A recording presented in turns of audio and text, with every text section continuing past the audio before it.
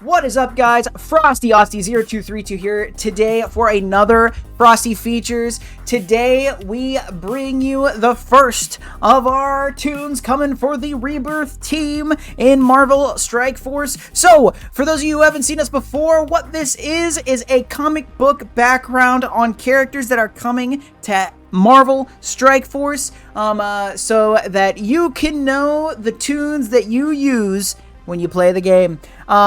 So here's the catch. Here's the caveat to this one. This one is kind of a special case. Captain Carter only just started being in the comics this year. As of this recording, in 2022, she has only had a few issues out, so there is very little about her in the comics.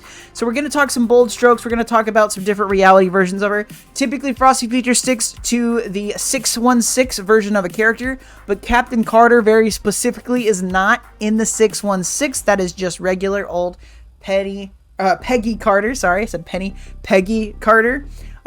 So anyway, we're going to dive into it. So let's do this. Wow. According to Scopely. So typically I like to point out what Scopely's descriptions are of different characters. They like to kind of make up their own canon, which is something that I'm personally kind of working on trying to compile. But they kind of mix and match story bits. So let's see what they've got to say about Captain Carter. So this is from the blog post where she was introduced.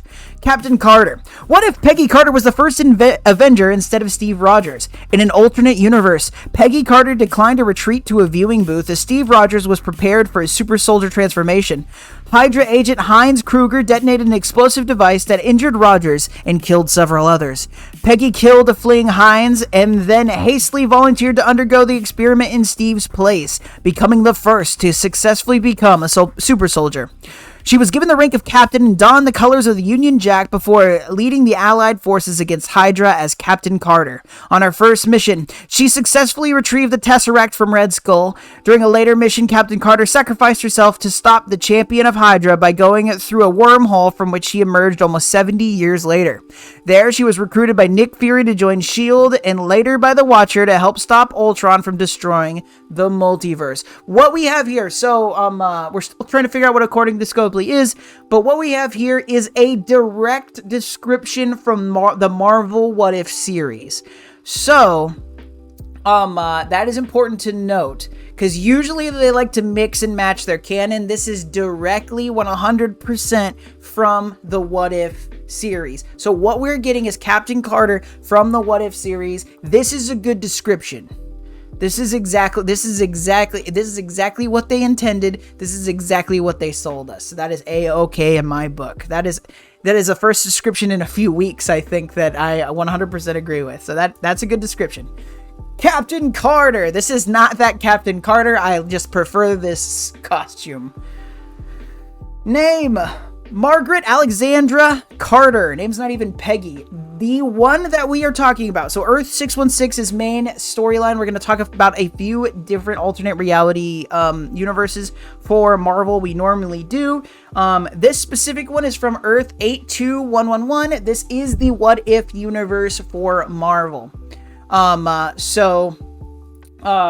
Yes, Margaret Alexandra Carter from Earth 82111. The diverge between the 616, typically the 616 is your main canon, so what we want to look at is what makes this universe different than the 616. They are equivalent universes until the Super Soldier Experiment, Project Rebirth, where Captain America would be made. That is the diverging point for this What If universe. So what if, as a whole, the comics and the show, they play with the idea of the multiverse theory and they create multiple universes. So if you look up events in the 82111, you may find things outside of what happened in the show, but that is actually what it's created from, is that What If universe. So our Captain Carter in Marvel Strike Force is from 82111, but since I assume most of the people that might watch the videos have seen it, we're not going to touch too much on her events there. So we're going to talk about some of the things that some other things outside of that, actually. So first appearance is Tales of Suspense number 75 in 1965. This is obviously not Captain Carter. This is Peggy Carter. So Peggy Carter as a character was first introduced in 1965. She was not fully embodied in this issue either. She's just sort of she's kind of a blob in a Captain America flashback and then in the next few issues she's sort of revealed as being his she was I believe she was Steve Rogers' girlfriend first, and then it was retconned that she was only ever Captain America's, and then it was Steve Rogers and Captain America's. So it's important to know. Powers and abilities. She has a superhuman anatomy, so she has all of the bells and whistles that comes with being a super soldier. She is just the number one super soldier. Increased reflexes, speed, strength, intellect, sort of debatable, maybe, like, because it does seem like they have some sort of strategic up on regular people, which makes Captain America pretty good. But yeah, so really just they can jump high. Yeah, just pretty strong people. Alias is Peggy. Peggy is her nickname, not her actual name. And that is across all of the universes, oddly enough. Affiliations. This is in Earth 2111.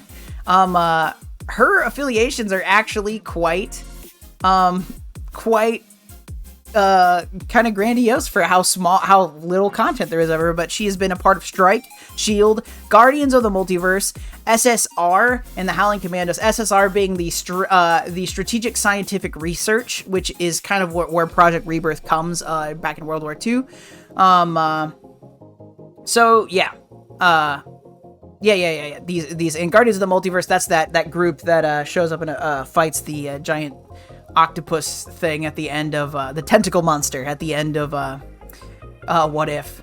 Who died? Dr. Erskine. So just like described in Scopely's description described in the description in Scopely's blog post about Captain Carter. Yes, the events of Steve Rogers becoming Captain America are happening, and she stays down. It disrupts the Hydra assassin that's there, and he detonates early. And when he detonates, he takes out Dr. Erskine. I forget how to actually say his name, but she takes him out, takes out another SSR commander, and injures Steve Rogers, which is why he can't go through the situation. And due to all the chaos and what have you, the experiment hasn't happened then or not at all, and she becomes Captain America. That's how it happens. So people had to die for her to do that, and she also kills Hines, the assailant. She ends him. Background: she was born in Richmond, Virginia. She's a Virginian, and she was born into the wealthy Carter family, which is essentially like Virginian royalty in the Marvel universe. They're just a very wealthy, well-off family. Yeah, so that's 616 information that obviously wasn't brought up in What If, but like I said, the Diverge is after she's already part of the military experiments, etc. So yes, the introduction. So her first appearance as Captain Carter is actually from Puzzle Quest 2016, and they have their own Earth designation, which is Earth 13178. I do not play Puzzle Quest, I do not know, but she is a character unique to Puzzle Quest who became so popular. She was introduced in the What If series on Disney Plus, and now then Multiverse of Madness, Doctor Strange, and now we're getting her in Marvel Strike Force, and she just recently got a comic book run, which is its own Earth designation as well, working in its own kind of situation. Yeah. Diverging story. Earth TRN 944. So 944, that is the 2022 comics. So what happens there? The big difference. The MCU, or excuse me, typically what we have as far as so MCU designation 159999. 159999. That's right. Cool. The MCU typically takes the comic book canon and they rewrite it for their own purposes. The comic book in this instance, which is crazy, the comic book rewrote the Captain Carter canon to work better for comics, which is, I think that's the first time. I don't know if that's the first time that's ever happened. I'm sure it's not, but it's the first time I've ever heard of it. So that's pretty crazy. So in Earth, TRN 944. So TRN is temporary reality number, which I didn't know existed. So what these are, these Earth reality numbers are 616, 835, 82111, etc.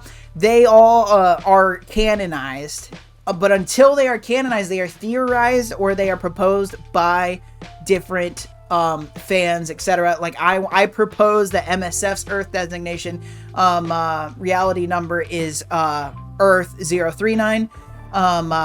In this situation, a TRN is an unofficial is an unofficial designation. So this may get an official one later, but it is canon in some sort of storyline as far as Marvel is concerned. It just hasn't been confirmed nor denied yet. So Earth, temporary reality number 944. She replaces Captain America altogether. That's the one we're looking at here. So she, you know, she takes the place of Steve Rogers. She becomes Captain America instead of who she was. Instead of just being Captain Carter, she becomes Captain America proper, and follows his footsteps, runs the Howling Commandos, everything, all the way up until crashing the ship in the Atlantic and getting frozen. So in getting frozen, she get unveiled just like Captain America does later. And yeah, so that's the thing. We'll talk about that here in a little bit as well. Relationships. George and Amanda Carter are her parents. Sharon Carter is her niece. So, to put this in perspective, Sharon Carter was originally written to be her sister. But they retconned it. They retconned it a few times, but as it stands, she is her niece. And that's kind of where everyone agreed on. But originally, Sharon Carter was made to identically resemble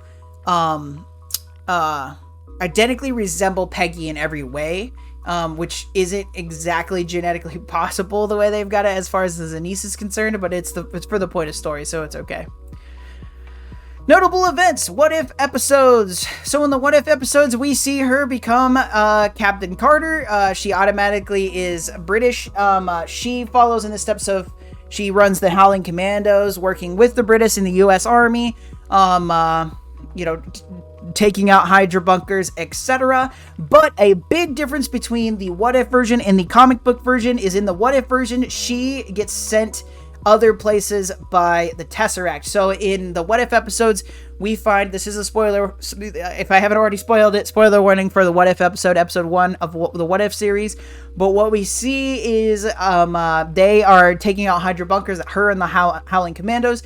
They finally get to Red Skull, and Red Skull reveals, oh, we've got a Hydra's champion, and you're gonna have to fight it. And it turns out to be a giant tentacle monster that we see in later What If episodes. So this giant tentacle monster is the Hydra champion, so she's got to fight it. She's got her shield, and she picks up a sword off the wall, and she's trying to keep it at bay while Anthony Stark, or not Anthony Stark, excuse me. I'm having a moment. Older Stark, Howard Stark, is trying to figure out how to close the portal, so she's trying to keep it busy with the other Howling Commandos that are still around, and she's chopping up its tentacles all over the place, trying to keep it at bay. And then when they finally start to close it, and also Steve Rogers has the Hydra Stomper. He gets essentially an Iron Man. It's Iron Man before Iron Man that Howard Stark makes. So Steve Rogers is a regular scrawny version of him. He's in like an Iron Man suit. They're fighting, pushing him back, and then they're like, the portal's closing, what are we gonna do? And she's like, I gotta stay in here to keep him in here. They have a touching goodbye, her and Steve Rogers, and then the portal closes, and that's it for Peggy Carter. Or is it? Captain Carter opens up, the Tesseract opens up a portal, and she walks out of it 70 years later. So the difference between that and what happens in the comic books is the coming out of the ice. So in the comic books, they kept Captain America's origin of her getting to essentially that point, getting in an airship, crashing it. She's frozen in ice. She's found by she's actually found by an expedition. It's a co-expedition between, I believe, Russia, the British, and Americans. And when she's on ice, they find out, oh, they're like, oh, it's Peggy Carter, and all of the governments are like, well, she needs to work for us, we discovered her, blah, blah, blah, blah, blah, and she's like, well, I'm British, I'm going back to London. So she goes back to London, and as soon as she does, she is attacked by a group of Hydra agents to expose her, not to defeat or kill her, but to expose her true identity so she can't not live in the spotlight, right? So she has to be out in the world, whatever. Ultimately, the only reason why I wanted to bring out this coming out of S.H.I.E.L.D. story is this story is still early. This story is still being written. This story is still coming out. So definitely check it out. It'll be worth your time. I personally haven't read it yet, but I have every intention of picking it up. It is still new, so pretty cool. Power level. So Marvel Strike Force doesn't really care to do power levels, but I do, and this is how we do them on this channel. We've got multiversal. Multiversal means you can end your reality and every reality as everyone knows it. All of the dimensions are at risk when you get pissed off. Universal, you can end your reality, maybe go over to another one and end it over there. Cosmic, you are a threat on a planetary scale. You have no trouble taking out planetary bodies, and with enough effort, maybe flying around and taking out a solar system or small galaxy. Nuclear, you have the power of a nuclear bomb. You are a threat to small cities, all the way up to maybe a planetary body with that extra oomph. Super Soldier means that you are past the capabilities of a regular human. You are at the peak physical condition plus. For a human being, my standard is typically Captain America, so I think you can see where this is going. Her effect also in the What If series, well, we'll justify it a bit. And then you have City. So Super Soldier, typically the strength level is if you can easily break a wall. You can easily break through a brick wall, maybe level some buildings. City, this is a highly trained, peak physical human condition, highly trained and skilled. That's your City levels. And then there's Greg. Greg's the undead Asgardian that Hela spawns in Marvel Strike Force, and until recently, Greg was absolutely pathetic and aside. But for the sake of argument, we are calling Greg our normal human level opponent. I recognize that he is an Asgardian who has Asgardian physiology, but for the sake of argument today, here as we stand, he is a zombie skeleton man who is just as strong as some dude we could find on the street. And if I have a bowling trophy and a beer bottle, I could theoretically take out Greg. So that's where we stand, and in Peggy Carter's case, the Captain Carter that we've all come to know and love, she is at Super Soldier. She is the definition of Super Soldier. She is legitimately based on the foundation that is Super Soldier, which is just OG Captain America Steve Rogers. So that's where she's at. Her influence, so the influence doesn't count, right? So it's actual physical strength and what their ability is. Captain America's influence way more than the global scale, or than the Super Soldier scale. Like he has universal impact, but his strength alone only works at the Super Soldier level. Captain Carter, even in the What If series, she is doing something in fighting that Hydra champion. She is doing something that is at least arguably nuclear scale, if not cosmic. But her actual power level is just her running around and swinging a sword well. So it really is just her being super athletic. So it's very important to keep into context. She lands right there on the Super Soldier. She is the standard at which we go. You know, looking back at this, at Scopely's blurb, they said, hey, here's Captain Carter from What If, and that's what they gave us. That was a good blog. That was a good blog description. It's the first one I'm saying here on Frosty Features with the According to Scopely edition. That was a good blog. Captain Carter had a good blog. So thank you all. That's Frosty Features Captain Carter. There's going to be a lot more to come with her. She's a new character. She's only 6 years old as we sit here, which is super young in the comic book world. So let me know what you thought in the comments. If there's something that I missed that you'd like to see down below, if there's something that I just got wrong, I really appreciate that. That's totally fine. As a reminder, I stream on Twitch every Sunday at 8 a.m. Central Standard Time at the link above. Be sure to come hang out. We have a good time. We do Frosty Features Live So that might be pretty fun. And like, share, subscribe here on YouTube. It doesn't cost you anything but a couple of clicks, and I really appreciate it. So I hope you all had a good time, and I hope you all have a fantastic, fantastic week. And most importantly, y'all, stay cool.